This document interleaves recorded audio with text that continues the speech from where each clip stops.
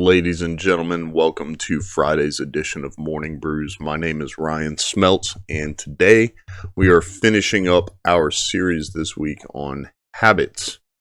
We're talking about reward ideas today. I know yesterday I told you I had 3.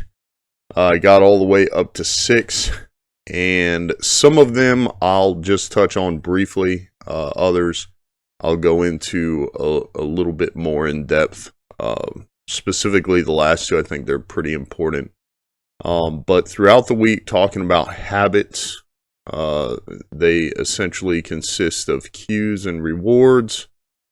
So you hit a certain milestone or some event or something takes place and your brain has a cue. And that cue indicates that, it needs a reward to continue basically with that behavior or whatever behavior took place that caused the cue, and so that triggers your reward. And if your reward is something a little bit more negative, then maybe it's a bad habit, and if it's a little more positive, maybe it's a good habit. So it's essentially the first 4 I'm going to touch on are a little bit more lighthearted. Obviously, in the moment, you may just need something to substitute really quick. And I think that the first 4 I'm going to talk about kind of line up with some of the things I do, some of the rewards I give myself. And I would even say the first 3, because I think the last 3 might be have more substance to them, essentially. But basically, the first one, I'm just going to jump right into it. Is I listed massage chair. If you're looking at the show notes, you're probably like, that is odd. But I go to the gym. I have a very basic gym membership. And one thing I heard, I believe it was Arnold Schwarzenegger talk about, that basically if you want results, then you do the action or whatever the case is. So if you want to bench press more weight, then you go to the gym, you bench press, you'll get better results. If you want to get there faster, you'll do it more. So instead of bench pressing once a week, you bench press twice a week. And as much as I believe recovery is important, I have gone to the gym twice a day, every day, as much as 6 days a week previously, and I did get good results. And I definitely don't think you should go to injure yourself. If you get hurt, if you need a recovery day, then I think you should take it. But one of my main goals is to plan 6 days with 2 visits to the gym each day to accelerate the results, as well as plan for the unexpected. So maybe I sleep through my alarm or I work late. One day missing 1 gym session isn't going to hurt. Whereas if you plan to go to the gym 3 or 4 times in a week and you miss 1, you're down to 3. Whereas, somebody like me, planning to go to the gym 2 times a week, in a matter of 5 days, if I miss 1 gym membership, or 1 gym session, then I've gone to the gym 9 times. And it's also it helps with the amount of time you're there. There's a gym pretty close to where I live, and a gym pretty close to where I work. So if I go there before work at the one by my house, and I go there after work at the one by where I work, then Um, I don't necessarily have to spend as much time there to get a good workout. It's kind of on my way. I think it saves a little bit of time, but the point I'm getting to is that uh, sometimes I don't feel like going. I think we all hit that point where maybe we don't want to go to the gym, we don't want to work out, we don't feel like it. And so basically my reward for going to the gym is the massage chair afterwards, or the hydro bed, if you will. Some people can probably tell what gym membership I have just by me saying that, but my point is, it does help. It does help me relax. It helps with recovery, and I enjoy it. So I think that after a 30-minute to 1 hour workout, I want to reward myself. I go to the massage chair or the hydro bed, and you can't get those things without being at the gym. So if I want them, then I have to drag my butt out of bed and get to the gym. The next thing I'll talk about is primarily because we all want to stay hydrated. So sometimes you might set a goal for an amount of water to drink. Maybe you have one of those bottles that keeps track of how many ounces you drink. Maybe you have one of those voice-activated faucets where you put the cup under it and you say 8 ounces of, 50-degree water, or whatever temperature you enjoy, and it just spits out 8 ounces of water. But the truth is, I actually don't really care for the flavor of water, primarily because it tastes like, water. So maybe throughout the day, I'll drink 4 bottles of water. When I'm at work, I try to drink a minimum of 8. It gets more and more as it gets hotter outside, because it does get hot at work. But if I drink 4 bottles of water, then maybe I reward myself with some flavored water.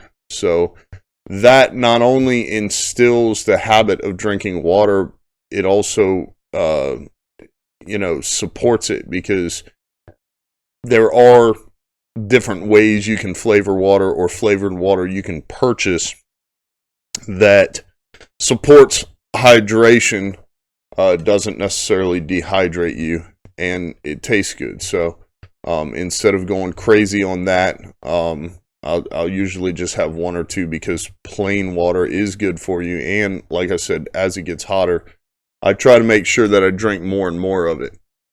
So the last one I'll talk about is snacks. I don't like sitting down and, eating a ton of junk food, candy, cake, donuts, stuff like that.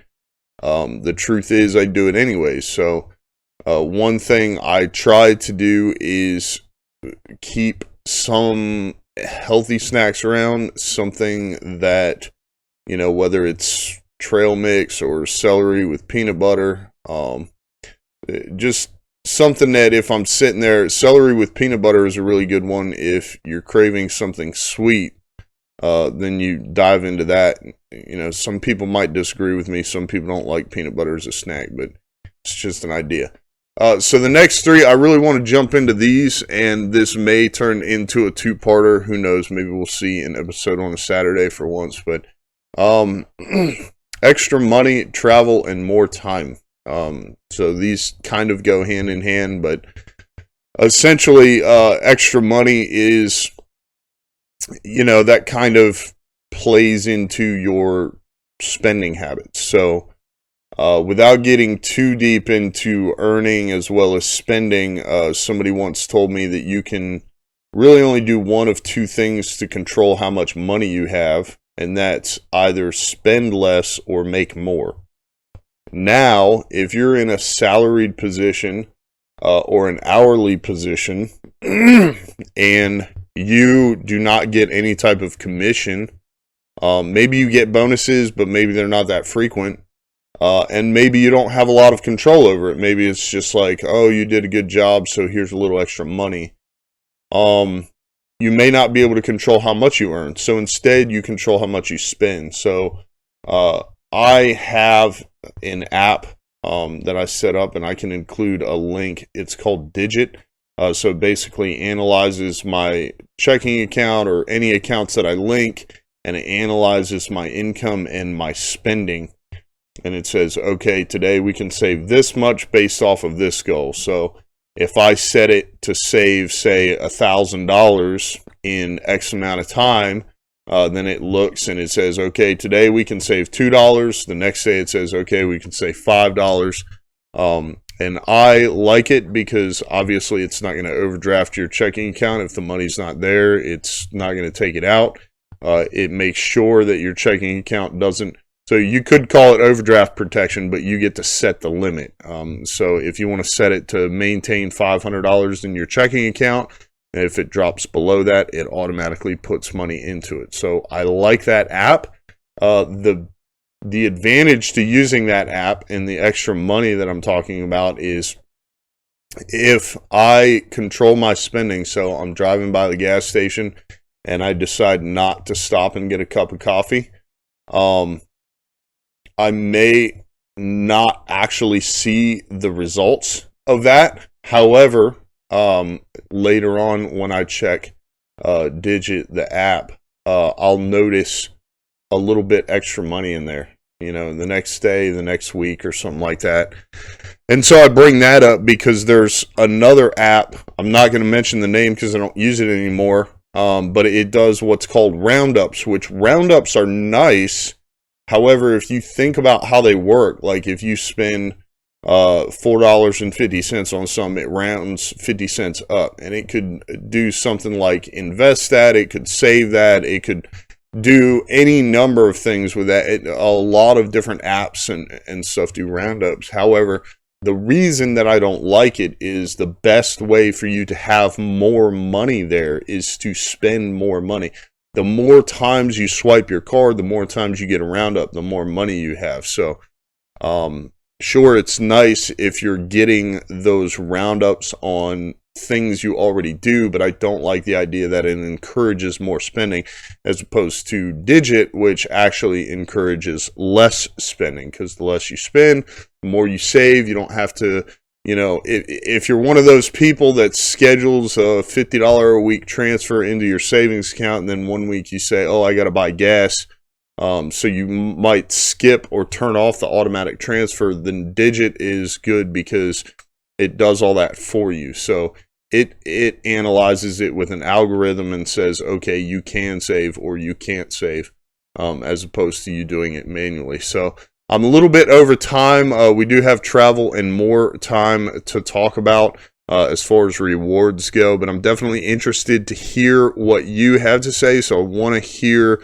if you quit a bad habit like smoking, or having 2 or 3 beers at the end of the day and scaling back to maybe 1 or a glass of wine, what you replaced those rewards with, or maybe what your cues are.